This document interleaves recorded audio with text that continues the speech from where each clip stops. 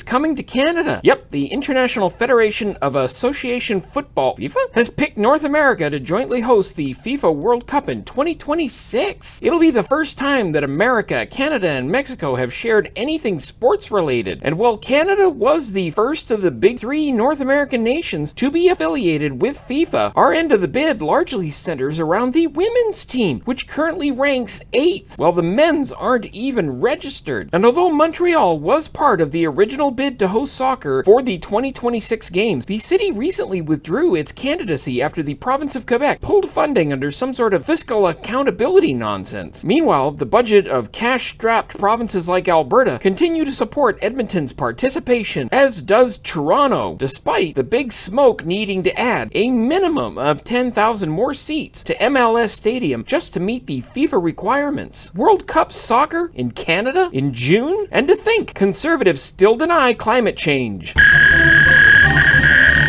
On this day in 1593, Henry IV, or Henry Cat of France, publicly converted from Protestantism to Roman Catholicism. His reign saw the restoration of Paris as a great city, the construction of Pont Neuf, the oldest still surviving bridge in Paris, and the building of Place de Vosges and the Grand Gallery of the Louvre. It was also during his reign that French colonization of the Americas kicked into high gear with the foundation of the colonies of both Acadia and Canada at Port Royal and Quebec, respectively. On this day in 1755, British Governor Charles Lawrence and the Nova Scotia Council ordered the deportation of Acadians from eastern Canada. Didn't they just get there? On this day in 1759, British forces captured Fort Niagara from the French, who subsequently abandoned Fort Roulier. Many know Fort Roulier by its current name, the City of Toronto. In fact, if you've been to the CNE, you may even have walked over the place where it stood. It's also Wine and Cheese Day, Carousel Day, and Hot Fudge Sunday Day.